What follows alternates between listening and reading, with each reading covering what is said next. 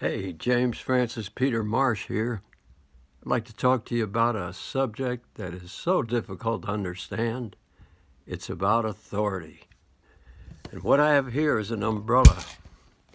This umbrella is symbolic of God's ordained divine authority. I didn't understand this growing up. So if my mom called and I was playing in front of the apartments and she said, "Come in," and I wouldn't come in and wouldn't listen to her authority at that moment. I remember I got hit in the eye with a baseball bat and had to get sutures in my eye, and that could have been avoided had I submitted to her authority. And most of us grow up, we don't understand the principle of authority and whom God placed over us. It's number one for our protection. If my mom said, "Don't run out in the street," I didn't listen. I ran out in the street, got hit by a car. And over throughout my teenage years, I was rebellious. I was just rebellious. If it said, "Don't touch this wet paint," I'd touch it.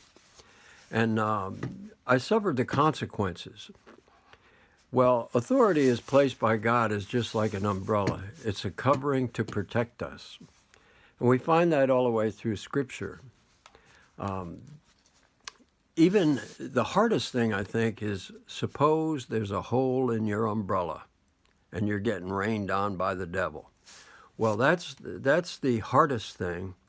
And you could find it in the life of King David when Saul was trying to kill him.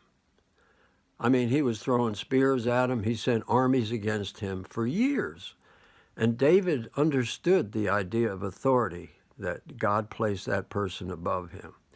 And one time when David was hiding in a cave and it was dark, Saul came in to relieve him. He was chasing David. And David was sitting there and he took his knife and he cut the hem of Saul's garment in secret.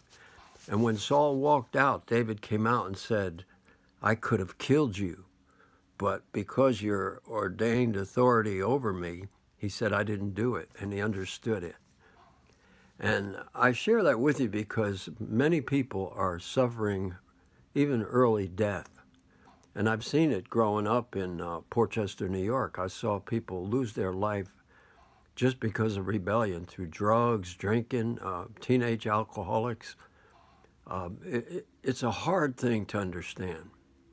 But if you, and especially there's one instance of, say a parents are divorced or separated, that's a giant gaping hole in your umbrella.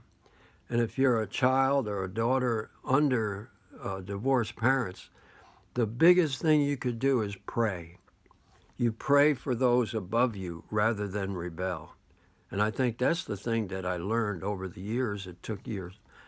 Pray for those above you, because my dad drank, and it was very difficult because that was a gaping hole in the umbrella of my authority over me.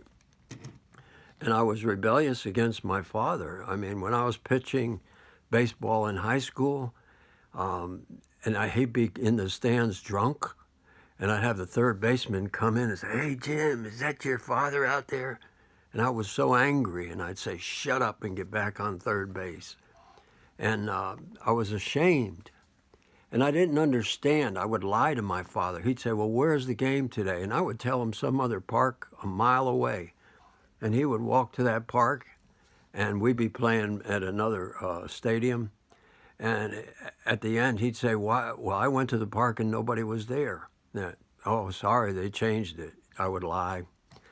But once I learned the principle of God's ordained authority, Paul said it in Romans. He said, "Let every soul or person be subject to the governing authorities." And that's to stand at attention like a soldier up, stand up under the governing authorities. For there is no authority except from God.